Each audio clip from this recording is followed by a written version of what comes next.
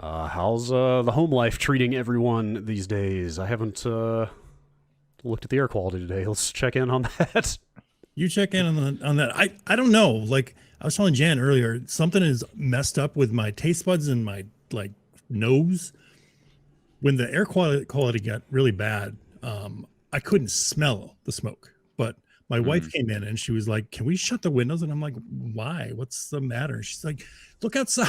And it was just completely like we were in a cloud of smoke, and I could not smell it. Yeah, my shit's fucked up. Yeah, it's been real bad up here, off and on. Well, it's been bad up here. Like it's even when it gets good, it's still kind of bad. And now I'm starting to wonder, like, is there just smoke in the house that I need to pump out when the air outside is okay? Like just open everything up and air it out. That's what we did. Whatever. It's been so back and forth here. Like it was in the green for like 3 days last week, and I was like, all right, well, they contained it. We're good. Here we are. But now it's like back in the orange here again today. Ours is like by the hour. It changes, because all the things that are reporting at a daily rate are reporting from a different town than this one. So they're just like, it's moderate or it's fine, and I'm like looking outside and going, it's the end of the world outside. This is horseshit. Like, what are you talking about? Yeah. And so I've turned to open source local sensors. There's a few pretty close by that are they're plotted on a map. You can get one $200 right now. You can be on that map, and so that way, like, I can get a real time reading of like what the fuck's going on right now. It's like, oh, it's low. Okay, open the windows real quick. Oh shit, it just got bad. Close all the windows. And so that's just like an insane game. But then that's the only thing that lets you see like, oh, it's like in the 300s right now. And that's bad. So I've been like a fucking fugitive for like the past week or whatever it is. Like we got fucking Airbnb scammed. We got this. It's been a fucking, it's been one of the weirdest weeks of my fucking life. So we hit the road, the air got up to into the 300s, and it's just, it was black out there. It was just nighttime haze or something. It was just, that was what, last Sunday, whatever it was. I was like, okay, we need to get the fuck out of here. Okay, let's start looking around. Let's see if we can find what's the closest place we can go where the air is good. And started looking around different places, and everything was looking real shitty until you get to like San Diego or something. Like, okay, well, that's too far.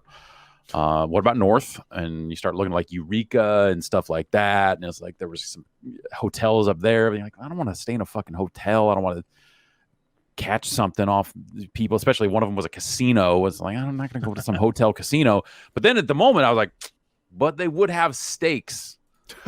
And I had that moment of just like, we went to a casino, get a bunch of prime ribs or something. So we ended up just quickly finding an Airbnb that was like, it was sketchy going in, but we reached a point where we had to know because we were getting videos from the lady that was running it that was like, sorry, I can't take any more pictures right now because, and she panned the phone down and just had a open, like recently stapled like wound on her leg. She's like, I just had leg surgery. I'm like, well, we have to stay here. I have to know.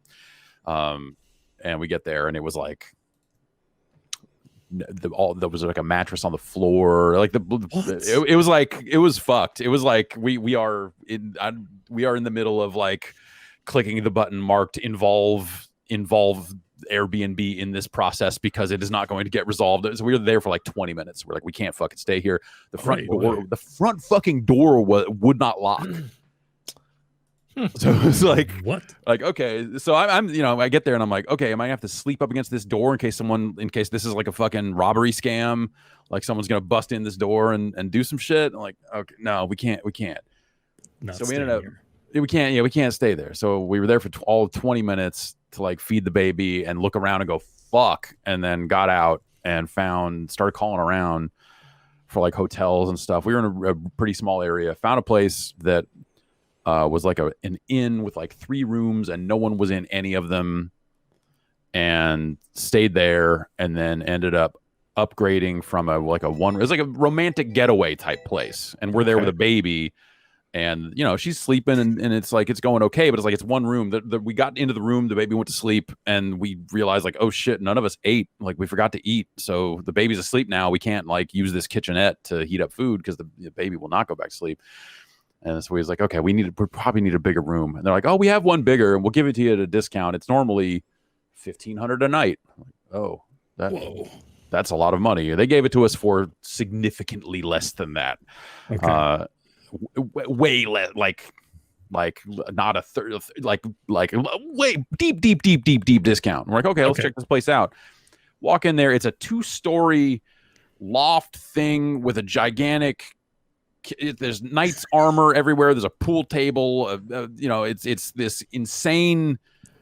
And they're billing it as like, come here for business meetings and all this other stuff. But the place has like no internet, and that suite had like 2 beds, so it slept 4 people.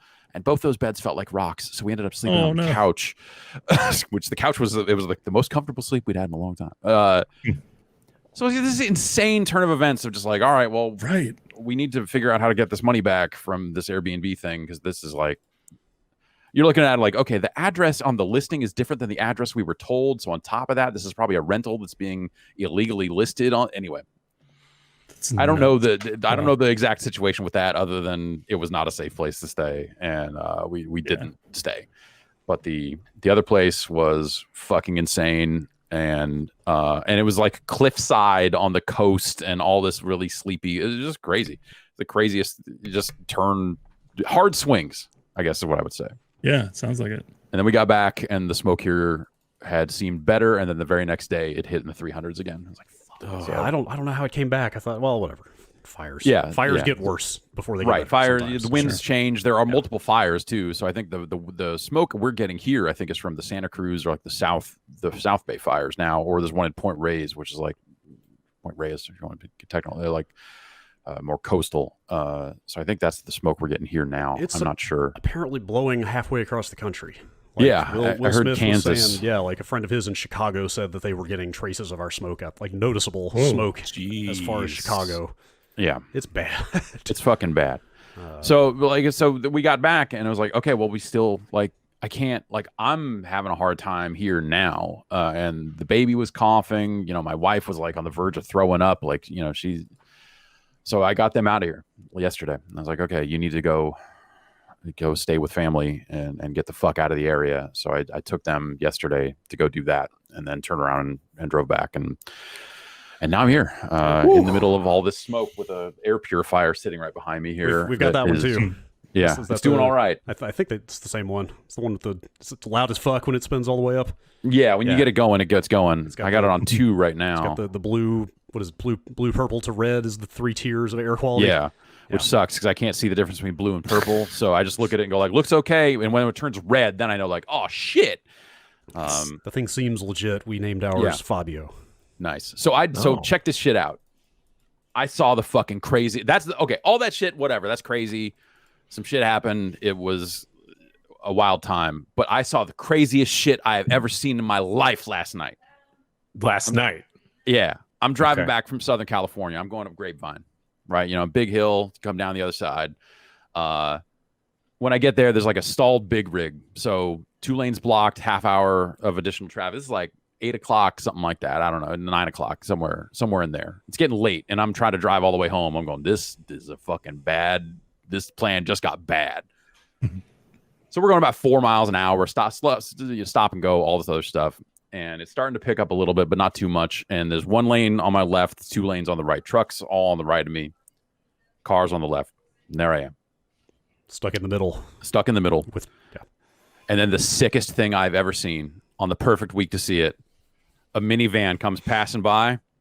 Dude fucking skitching on the side. They had the fucking side door open, and he was on the other side skitching on it.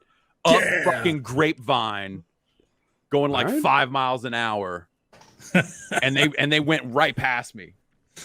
and they kept going. They were gone. And then the fucked up thing is like they were gone. Like he skitched away, and then the traffic let up. Like we were past the traffic, so everyone suddenly started hauling ass. And I'm like, oh my god, is that guy gonna fucking die?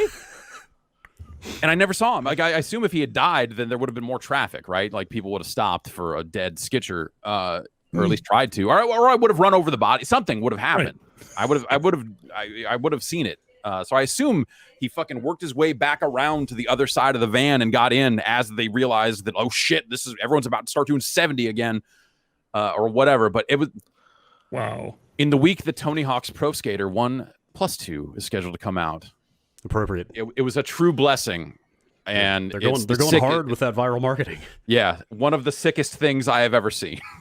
That sounds like a man who took a look around at his surroundings and was just like, you know what, I'm going to ride the ship all the way down. Exactly. Just said, you know what, going down with the ship. Exactly. Fuck I it. gotta, and I'm gonna live while I'm doing it. Yep. It was just tremendous. Yeah. Just tremendous. It's a strange time out there. Yeah. In a lot of ways.